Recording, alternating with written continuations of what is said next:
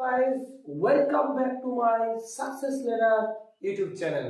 দেখো গাইস, তোমাদেরকে আমি চারটা টেন্স প্রেজেন্টে এবং পাস্টে দুটি টেন্স শিখিয়েছিলাম। তো চারটা টেন্স মধ্যে একবার বলে রাখি কি কি না, simple present tense, present continuous tense, present perfect tense, present perfect continuous tense.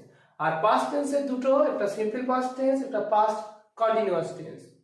আশা করি তোমরা সবাই এই ভিডিওটি দেখেছো, আর যারা দেখোনি তাদেরকে আমি আগেই বলছি আগে ওই ভিডিওগুলো দেখে নাও, তারপর এটা করবে, তাহলে তোমাদের এটা সুবিধা হবে। আচ্ছা দেখো, আমি একটা প্র্যাকটিস সেট তোমাদের জন্য রেখেছি।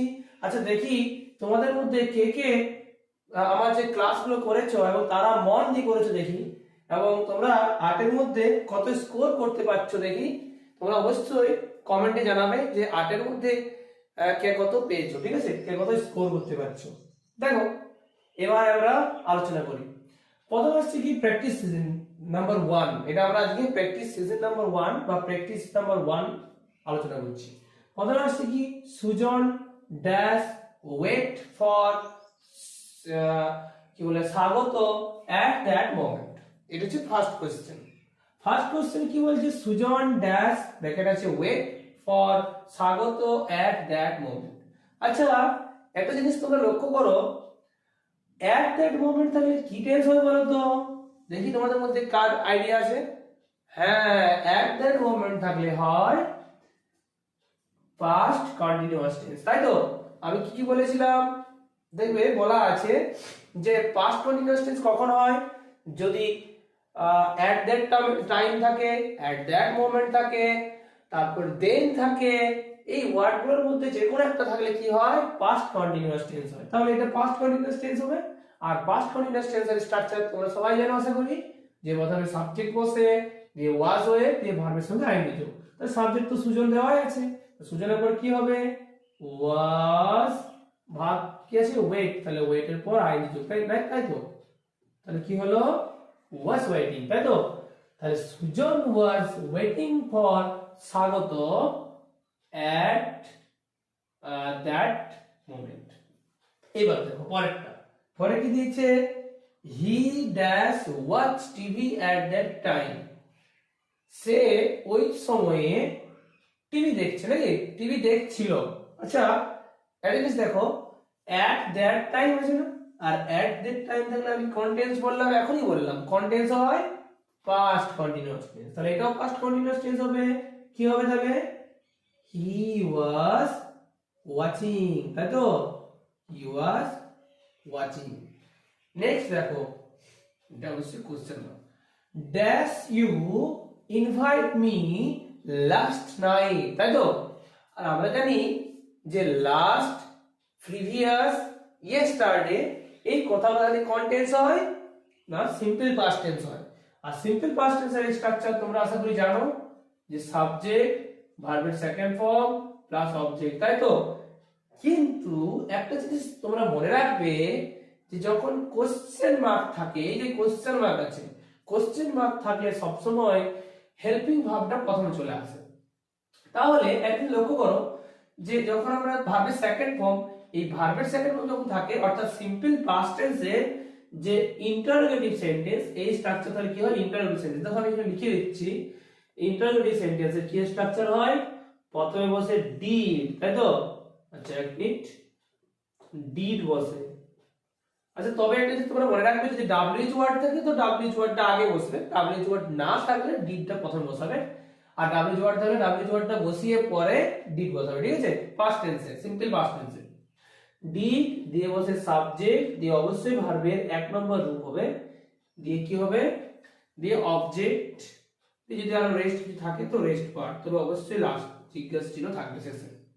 তাহলে এটা দেখো ড্যাশ ইউ, তাহলে এখানে আমরা জানি যে যেহেতু এটা আমার পাস্ট টেন্স, তাহলে ডিড দিয়ে স্টার্ট হবে, তাই এখানে হবে ডিড, ডিড বসিয়ে দিয়েছি, ডিডের পর কি আছে সাবজেক্ট, সাবজেক্টের ইউ। এবার ভার্বের এক নম্বর রূপ, ভার্বের এক নম্বর উপরে ইনভাইটটা ইনভাইটে বসে যাবে। আশা করি তোমরা এটা বুঝতে পেরেছো। নেক্সট পয়েন্টে চলে যায়, we dash paint a picture yesterday. দেখো ইয়েস্টারডে তাহলে কি হয়, আমি এখনই বললাম সিম্পল পাস্ট টেন্স হয়, তাই তো? তাহলে এটা কি হয়ে যাবে পেন্টে, কি হয়ে যাবে পেন্টে। বাহ ভেরি গুড। এবার দেখো কি আছে না they dash play cricket since 10 AM। আর আমরা জানি যে সিন্স বা ফর, কি বললাম সিন্স বা ফর কন্টেন্টস ইউজ হয় না প্রেজেন্ট পারফেক্ট কন্টিনিউয়াস টেন্স। তাহলে প্রেজেন্ট পারফেক্ট কন্টিনিউয়াস টেন্সের স্ট্রাকচার কি না সাবজেক্ট দিয়ে হ্যাভ হ্যাজ দিয়ে বিন দিয়ে ভার্বের সঙ্গে আইএনজি যোগ, তাই তো। তাহলে এখানে দে আছে, দে এর পর নিশ্চয়ই কি বসে হ্যাভ বসে, তাই তো। তাহলে দে হ্যাভ বিন কি হবে প্লেইং, তাই তো প্লেইং। নেক্সট পয়েন্টে চলে যায় Rina dash prepare the lessons just now, কি আছে এখানে জাস্ট নাও। দেখো আমি আগে থেকে গোল করে রেখেছি।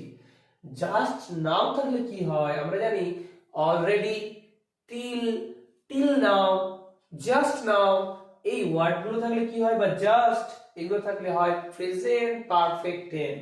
তাহলে এটা প্রেজেন্ট পারফেক্ট টেন্স হবে। আর প্রেজেন্ট পারফেক্ট টেন্সের স্ট্রাকচার কি না সাবজেক্ট দিয়ে হ্যাভ হ্যাজ দিয়ে ভার্বের থার্ড ফর্ম। তাহলে রিনার পরে কি বসবে হ্যাজ, তাই তো। তাহলে হ্যাজ দিয়ে ভার্বের থার্ড ফর্ম মানে প্রিপেয়ার আছে, প্রিপেয়ার থার্ড ফর্ম কি হবে প্রিপেয়ার্ড, প্রিপেয়ার্ড। পরেরটা কি বলেছে এখানে Pratap dash water the plants now. আমরা জানি now at this time at this moment এগুলো থাকলে প্রেজেন্ট কন্টিনিউয়াস টেন্স হয়। আর প্রেজেন্ট কন্টিনিউয়াস টেন্সের স্ট্রাকচার সবাই জানো তোমরা কি হয় সাবজেক্ট বসে মিজার বসে ভার্বের সঙ্গে আইএনজি বসে। তাহলে প্রতাপ, প্রতাপের পর নিশ্চয়ই কি বসবে ইজ বসবে, তাই তো। প্রতাপ একজন তাহলে ইজ দিয়ে ওয়াটারের সাথে আইএনজি যোগ কি হবে ওয়াটারিং। তাহলে প্রতাপ ইজ ওয়াটারিং দ্য প্ল্যান্টস নাও। এবার কি আছে Rama dash read books attentively. Rama মনোযোগ সহকারে বই পড়ে, তাই তো। তাহলে এটা সিম্পল প্রেজেন্ট টেন্স, একদম বোঝা যাচ্ছে যে সিম্পল প্রেজেন্ট টেন্স। তাহলে কি হবে সিম্পল প্রেজেন্ট টেন্সের একটা স্পেশাল রুলস তোমাদেরকে বলেছিলাম, তোমাদের আশা করি মনে আছে। আর যারা ভিডিওটা দেখছে তারা অবশ্যই তোমাদের মনে থাকবে আশা করি। আর যদি না থাকে তো আমি বলে দিচ্ছি না যদি থার্ড পারসন সিঙ্গুলার নাম্বার হয় সাবজেক্টিভ, অর্থাৎ আই উই ইউ এই তিনটে বাদ দিয়ে বাকি যদি একজনকে বোঝায় তাহলে সেটা অবশ্যই থার্ড পারসন সিঙ্গুলার নাম্বার হয়। আর থার্ড পারসন সিঙ্গুলার নাম্বার থাকলে কিন্তু আমরা ভার্বের সাথে এস বা এস যোগ করি সিম্পল প্রেজেন্ট টেন্সে। তাহলে কি হবে রিড এর সাথে এস যোগ হবে রিডস, তাই তো রিডস। আচ্ছা দেখো আজকের ক্লাস তোমাদের এই পর্যন্তই, আশা করি তোমাদের খুবই ভালো লেগেছে। আচ্ছা কার কত স্কোর হলো সেটা কিন্তু অবশ্যই তোমরা কমেন্ট সেকশনে জানাবে, ঠিক আছে। এবং আমি এরপর বাকি টেন্সগুলো নিয়ে আসবো এবং এরকম আরো প্র্যাকটিস সেট বা প্র্যাকটিস তোমাদের জন্য নিয়ে আসবো প্র্যাকটিসের ভিডিও, এবং তারপর আরো অন্য কিছু নিয়ে আসবো। তোমাদের কি কি টপিক দরকার নেক্সট সেটা অবশ্যই জানাবে। তবে হ্যাঁ আমি বলে দিচ্ছি আগে টেন্সটা শেষ করব, তারপর ন্যারেশন চেঞ্জ অবশ্যই আসবে, তারপরে তোমরা যেটা লিখবে সেই অনুযায়ী নিয়ে আসবো, ঠিক আছে।